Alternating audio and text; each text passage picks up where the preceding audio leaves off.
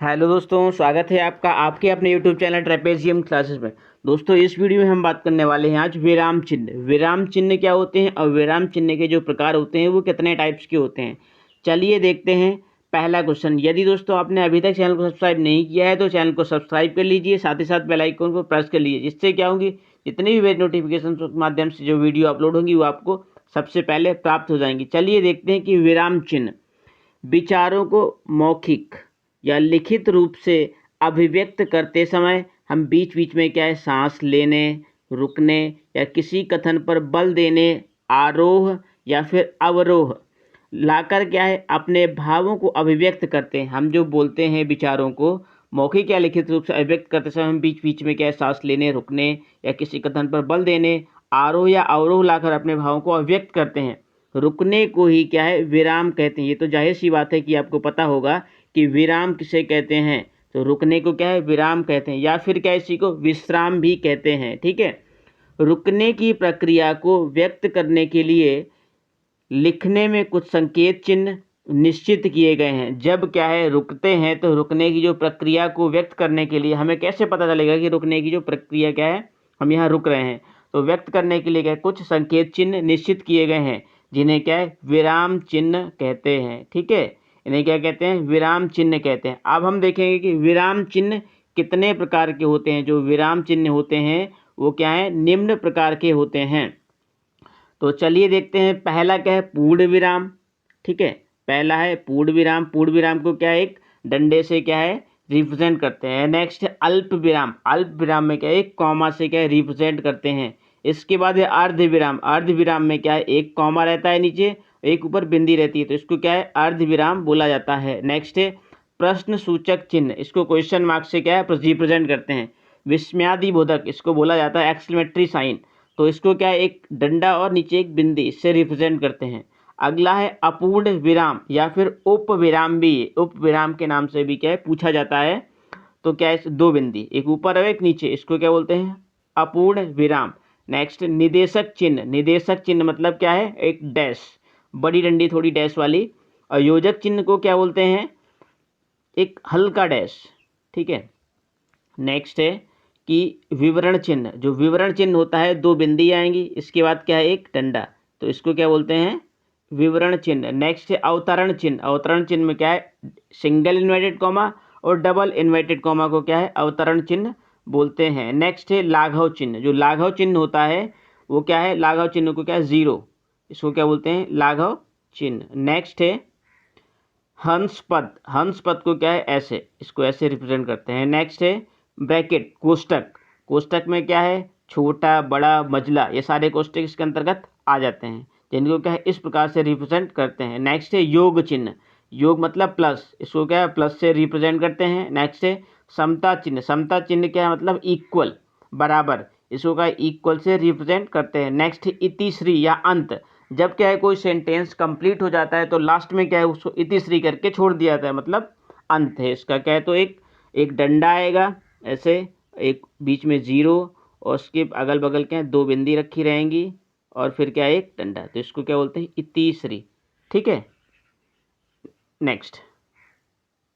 अब हम नेक्स्ट में क्या है सबको बारी बारी से पढ़ेंगे, इन सबकी की डिटेल्स में पढ़ेंगे अब कि पूर्ण विराम किसे कहते हैं। कि क्वेश्चंस जो होते हैं एग्जाम्स में वो इस टाइप से नहीं पूछे जाते हैं कि विराम चिन्ह किसे कहते हैं, इनके प्रकार बताइए। क्वेश्चन ऐसे पूछेंगे कि पूर्ण विराम किसे कहते हैं, पूर्ण विराम और अर्ध विराम में क्या है अंतर बताइए। ठीक है, तो यहाँ से लॉन्ग आंसर्स भी आपके कंप्लीट हो जाएंगे और शॉर्ट भी कंप्लीट हो जाएंगे। मैं आपको सारे जो लॉन्ग आंसर और शॉर्ट आंसर है वो वीडियोस में कवर करवाते हुए चल रहा हूँ। तो चलिए देखते हैं कि पूर्ण विराम। पूर्ण विराम का अर्थ है ठीक तरह रुक जाना। जो पूर्ण विराम होता है उसका जो अर्थ है वो क्या है ठीक तरह क्या है रुक जाना। ठीक है, प्रश्नवाचक तथा विस्मयादिबोधक जो वाक्यों को छोड़कर से सभी वाक्यों के अंत में क्या पूर्ण विराम का प्रयोग होता है। जो विस्मयादिबोधक जो टेंस होते हैं, वाक्य होते हैं और जो प्रश्नवाचक वाक्य होते हैं, इनको छोड़कर बाकी जितने भी क्या होते हैं जो वाक्य होते हैं उनमें क्या है पूर्ण विराम का यूज किया जाता है। जैसे क्या भरी दोपहर और चारों ओर धूल भरी हवा या गर्म लू, इसके बाद क्या हमने किया पूर्ण विराम का यूज किया। ठीक है, अर्ध विराम। नेक्स्ट है अर्ध विराम। तो पूर्ण विराम की तुलना में क्या है, कम समय रुकने के लिए विराम का प्रयोग किया जाता है। इसका चिन्ह क्या होता है, एक बिंदी और नीचे ऐसे एक बिंदी और ये, इसको क्या बोलते हैं, पूर्ण विराम। ठीक है, जैसे क्या है, उसने परीक्षा में पास होने के लिए अनेक उपाय किए। इसके बाद क्या, अर्ध विराम का साइन आएगा, किंतु सब निष्फल क्या है, सिद्ध हुए। ठीक है, नेक्स्ट है अल्प विराम। अल्प विराम किसे कहते हैं, तो अल्प विराम का अर्थ है कम ठहरना। वाक्य में जहाँ जहाँ बहुत कम ठहरना होता है वहाँ क्या है, अल्प विराम का प्रयोग होता है। जैसे क्या है, मोहन, सोहन, सुरेश और हरीश, चलेगा, ये सब क्या है, थोड़ा सा क्या हम रुक रहे हैं तो रुकने के लिए क्या है, अल्प विराम का प्रयोग किया जाता है। ठीक है, इसके बाद है प्रश्नवाचक चिन्ह। प्रश्नवाचक चिन्ह किसे कहते हैं, प्रत्यक्ष रूप से पूछे गए प्रश्नवाचक वाक्यों में प्रश्नवाचक चिन्ह का प्रयोग होता है। जैसे क्या है, तुम कब आए, तो इसमें क्या है, हमने क्वेश्चन मार्क्स का यूज़ किया, तो ये क्या है, प्रश्न पूछा है हमने, ये क्या है, प्रश्नवाचक चिन्ह। नेक्स्ट उदाहरण चिन्ह किसे कहते हैं। उदाहरण चिन्ह क्या है, दो प्रकार के होते हैं, इखरे और दोहरे। जो उदाहरण चिन्ह होते हैं दो प्रकार के होते हैं। इखरे में क्या होता है, एक सिंगल इन्वर्टेड कॉमा, और जो दोहरण होते हैं उसमें क्या होता है, डबल इन्वर्टेड कॉमा।